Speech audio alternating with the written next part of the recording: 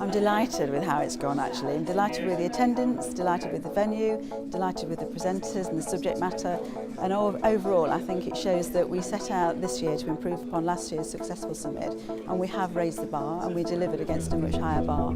So overall I'm delighted.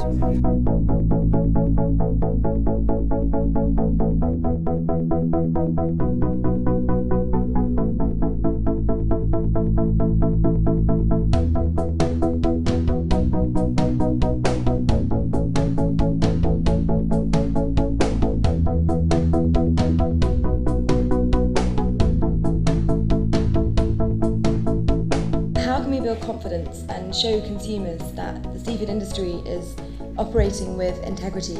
How can we really build our reputation? So we need to engage with our customers, with our consumers, but in the right way. We need to make the most of social media through Facebook and Twitter. We need to really shout about the positive initiatives that are going on and instill trust in our customers. As an industry, I think we need to be leading the way on integrity. Make sure that this time next year we're not going through our own horse meat scandal.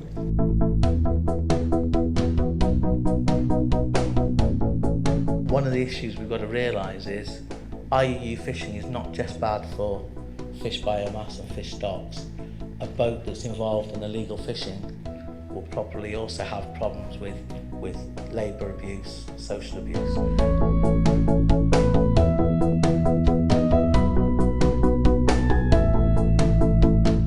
True of most TV shows now. People do not sit down and concentrate on a television programme. They have their tablet, their iPad, their phone, and they're sitting and they're on Twitter or on Facebook or they're on Skype, and they're doing that at the same time. So actually, in terms of these TV programmes, getting complex messages across is actually very, very difficult.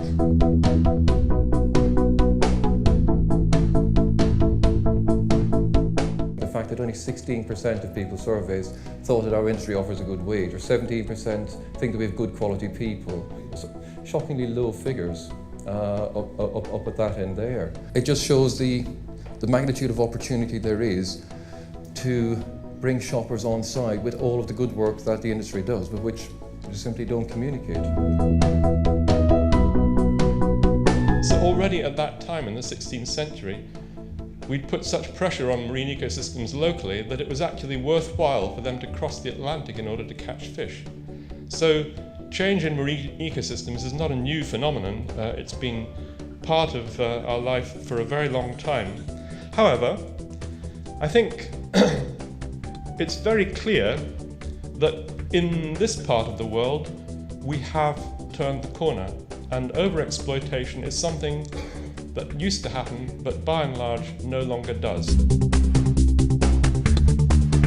But actually I think there's some interesting detail in this. If you think about, for example, the vehicle excise duty based on emissions, you're buying the most environmentally friendly car. It only emits 109 grams of CO2 per kilometre. So it only kills the planet a little bit. It's only 109 grams. It's only killing the planet a little bit. It's not like a supercar. It's not an SUV. It's not an off-roader. If you were to apply this metaphor to seafood sustainability and the work that's been done by the industry, a sustainable seafood product would be AAA rated, 0 emissions. You can sell it for generations on generations on generations. Our customers trust us to do the right thing.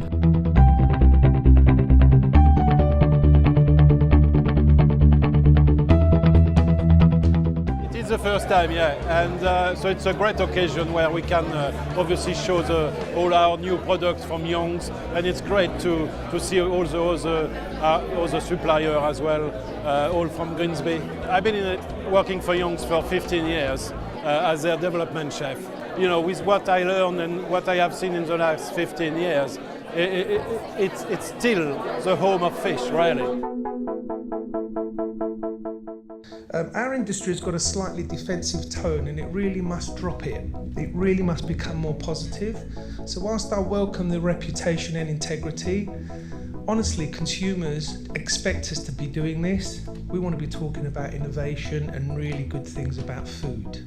Put your hands up, how many of you know the standard of the safety airbag on your steering wheel? Not one. Because you trust the brand of the car that you drive. Okay. UK. Now, I'm not suggesting we don't put logos on, packs, etc. But there's a point at which, and Hannah and I agree with Hannah, consumers expect us to be doing some of this, and it's more around the story you create around the brand. The Bergen region is also currently headquartered for many of the world's leading marine companies in aquaculture, processing, technology, and pelagic fishing. These annually invest hundreds of millions in marine research, development, and innovation. We're a very small city, 270,000 inhabitants. But we're very proud, so please bear over with me that we want to say that we would like to be a world marine capital. From a MPD point of view, it's recognised that Grimsby is an iconic area for development within the, for the fish industry, for fish-based products. But yeah, this is the first one that I've done, and hopefully I'll be here next year. Really good for the area, obviously. It's a showcase, isn't it? And obviously, it's not just for this area. It's worldwide. It's a big showcase. We've got people coming from from different countries, seeing what we can do as a small town, if you like. And it's good. It's good. It showcases how good we are at what we do. We have, legislation from what you can call the food to method of production and to whether it was previously frozen and beyond. So you have all these laws and you could say to yourself, well, that's really fantastic. So what's the problem? What's the issue?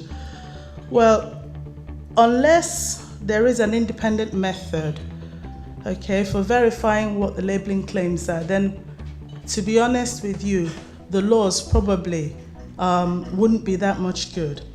Especially Northern Europe, where a lot of fish are traded, filleted and skinless and boneless. People don't know exactly what fish look like. For example, a recent test with passers-by showed that only half the people can recognize the above species and only 1 in 3 recognizes the below species. As some of you may be aware, Grimsby was actually successful in its bid to host the World Seafood Congress in 2015, beating off some stiff competition from around the world. To prepare for this flagship event for the UK, Seafish has commissioned a film to present to the delegates at this year's conference in St John's in Canada. This film showcases the UK industry and, most importantly, the pivotal role Grimsby plays for both the UK and the international seafood market. Because, as one of our contributors to the film says, Grimsby was built on fish. We're back at the Seafood Summit. We came here last year. We decided we were going to display last year. So we put a great fish display on, which you can see here. It's gone fantastic. It's all about seafood. Everything on this display is all from Grimsby, apart from the halibut. They're Norwegian farmed. It's really been appreciated at the show. Of course, it's really busy. We've had a lot of attention on our stand. We've had halibuts, monkfish, lemon sole, plaice. It's all off local boats landing in Grimsby. And this is what we're demonstrating, this is what we're shifting. Let's show people what Grimsby has to offer. We have a great sourcing policy, great quality seafood, all sustainable. Let's get it out there. Let's people show what Grimsby can do. Let's put the great back into Grimsby. The Humber Seafood Summit's been in its 4th year this year. It's been absolutely overwhelming with the amount of delegates that we've had attending, the response we've had to the quality of the presentations, and just the whole atmosphere. The UK Seafood Cluster is based in Grimsby. The figures speak for themselves that you've seen, and this is where everything happens, and this is where people should, they should know about Grimsby, they should know where it is and identify it. I mean, it's a great networking opportunity, and that's what it's all about as well, bringing people together away from their business. They haven't had the opportunity day in, day out when they've got their own businesses to run, but they come here, not only have they got the networking experience, they can learn new ideas, they learn new facts, new knowledge about what's going on in the industry. But this is what it's going to look like for things to come for the future.